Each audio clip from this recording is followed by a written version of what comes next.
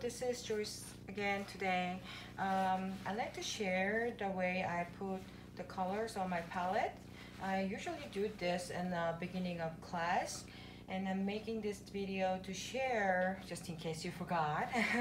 So we can just continuously review and why we're doing this and the purpose of it, and remember the color wheel again, and think about the temperature and value again, so we can remind ourselves what we've done through the beginning of the class, and review ourselves what we're doing it right now when you paint as well. So here I clean my palette. As you see, it's very nice and clean, and you also see my color wheel that I usually share in my class, that I make it myself. Again, you can buy it from any local store, art store, those printed color wheel. But I always say my students, this is a great idea that you can make it yourself, your own color wheel, and you can maybe study a little bit of at least the primary and secondary, mixing it, and see how they change it, and that make it as I think really a good habit of mixing color yourself. So here's my color wheel. You see it.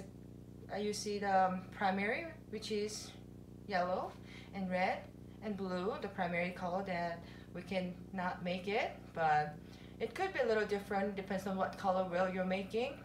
I'm using cadmium yellow light, lemon color, basically a little colder yellow. I'm using it, and cadmium red light, and that's the red, and the blue is the cerulean blue, using it as a primary blue here. And as you see, there's some between primaries. Those between colors are called secondary, and we can always create those secondary and go on. And so those secondaries that you use, it depends on which way you go more. It could make it colder orange, warmer orange, depends on if you put more yellow or more red. Same thing as other color as well. You can make it mid color between red and blue as the mid-tone of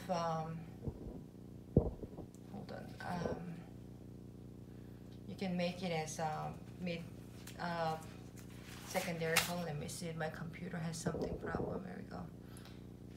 Okay, I'm back.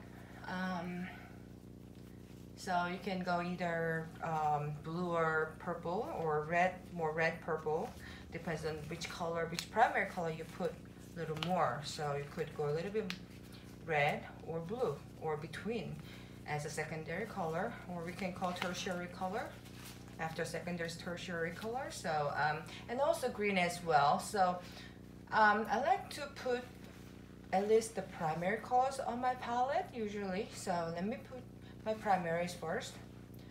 I like to start from the all the way right is usually my warmest color, which is red, and move on to colder color on my palette.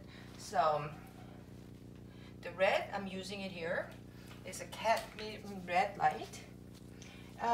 This is Gambling. It could be a different company, so I like to encourage students that whatever you have on your list, it's okay to use. Depends on, it could be Winsor Newton or the other brand, but it'd be great if you test it and once you have it. Most of my students like to use very small amount, but I don't know if you can see it. Let me adjust it a little bit more. There we go. Okay, red. I like actually a little bit more than that size. This is like about my pinky nail size. But since if you don't paint every day, it's okay. Just a lot of students, they squeeze it around it, whatever they want to, and I suggest to put it in a freezer, and it'll be okay for next time you paint. Just pull up before, like 30 minutes before you start painting. So it should be okay and nice gooey still, but I actually suggest you pull out a little more as like walnut size. It's more like my thumb size, so you can have plenty enough paints to play with.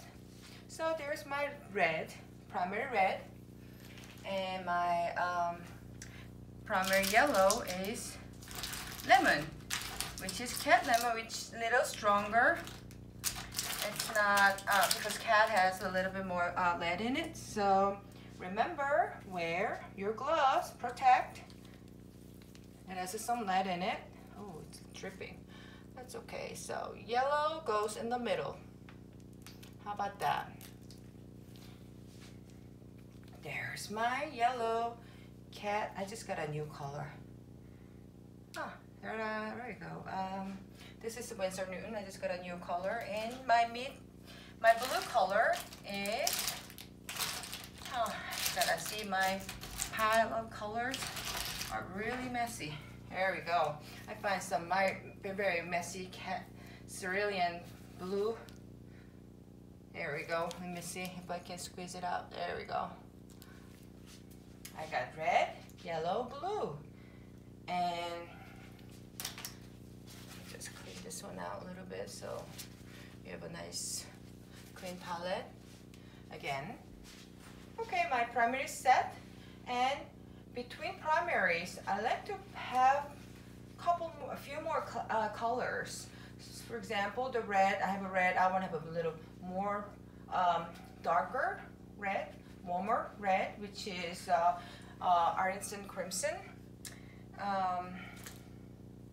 I can find it, let me see.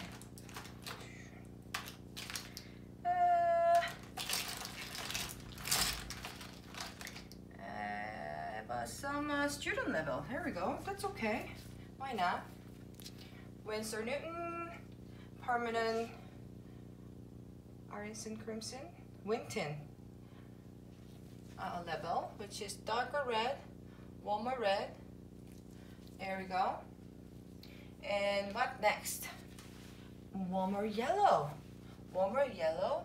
I like to use cat yellow, deep, or just regular cat yellow. Have a little bit more orange tone in it.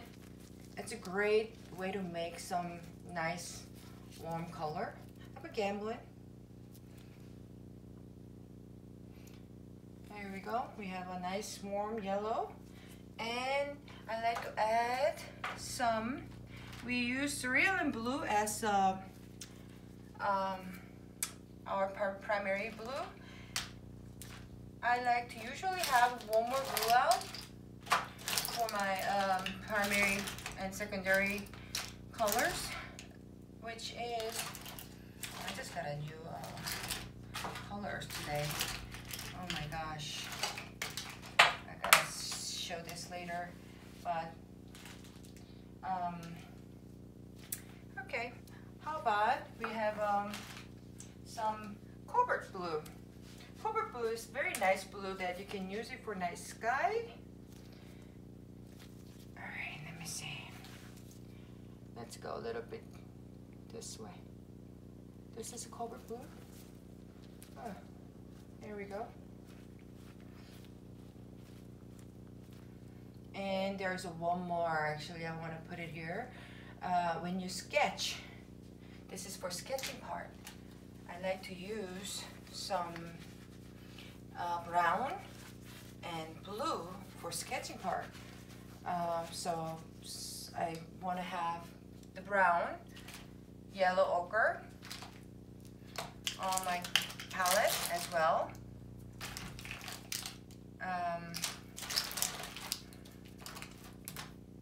And also I like to have a Van Dyck brown. I just got a brand new brown. Let me share this. It's a brand new tube. I just got it. And Winsor Newton, this is very thin brown, red brown. I always say red brown. How thin it is. This is nice thin, good for sketching, color, and along with French ultramarine as well. Oh, look at that. The reason that I'm using these two colors to draw or sketch before I put color, and those are the very thin color, transparency colors that you can put under other paintings that's not gonna show too much, and you can always put other color on top of it. It doesn't change too much. All right, and now what are we missing here? We need again that our yellow ochre. Let me find the yellow ochre. We're gonna see my yellow ochre jar. This is ridiculous. Look at this. Oh, such a messy, but I'll put it right here. This is gonna be my toning the canvas. Nice earthy color. And of course we need some nice white. I always put my white on the bottom. Look at that. And on between here, what we can add more. Let's think about it, the color wheel again. Of course you can put any other colors, but based on this color wheel chart and my palette, you can add some other colors between like orange, purple, and green as a secondary color, right? This is two different warm cold primary that I put it, but between you can also add some nice secondary color, which is I love to use the Viridian as ooh, look at that, dirty. I'm sorry. Look at this. I'm putting here some nice green between, so we can make also play with this two color. Even though you're using green, you can put more yellow or green, warmer yellow or green, or purple or blue green, or other green as well. So you can, I like to have some room they can play between primaries, and you can put secondary. Also, I like to put sometimes some lighter version of it between as well. So on top of it, you can add some lighter green between. So I will make some space between so we can add some colors again.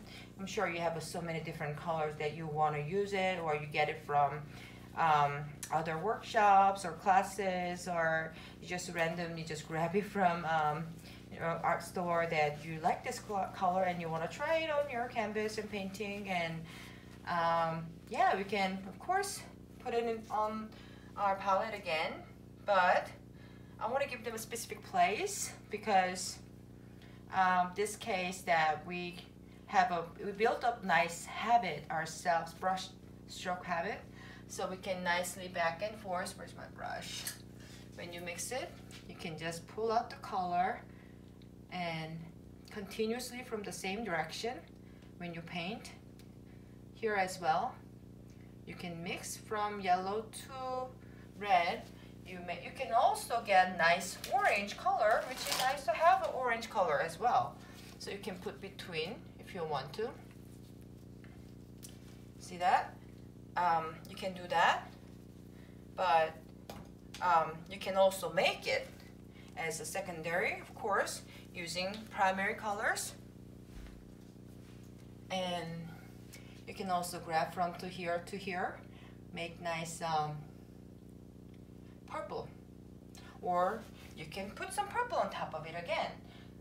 There's a lot of different purple colors that you can buy. One of the strong purple that I love to use is, I'm sure there's some magenta color or some purple gray. There are a lot of different color of purples, but where's my purple go? I cannot find anything today. I'm so sorry.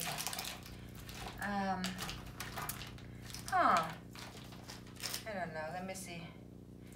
This is the one that probably I can show. This is violet hue. This is more like little redder purple. And I have some other purples that I'm using for my flowers a lot, for example. Maybe it's on my other bag that I can see it here. So, but anyway, yeah, there's so many different colors that you can buy from online or stores, and you want to try it. You can continuously putting on some colors on your palette and keep trying to making different colors and mixing colors and find out what colors you like it and you want to add more next time. Just keep checking on it. And here is the one that I usually suggested for my students, that for the first time the class I show my students, this is how you're supposed to put your colors, and I want you to build a nice habit to back and forth with your brushes and or palette knives, that you can create different colors as well. Alright, today I'm just talk about my palette, and next time we're going to talk about how we're going to mix it, and we can make some testing some pigments and the values again. Alright, thanks for watching. Happy painting. See you soon.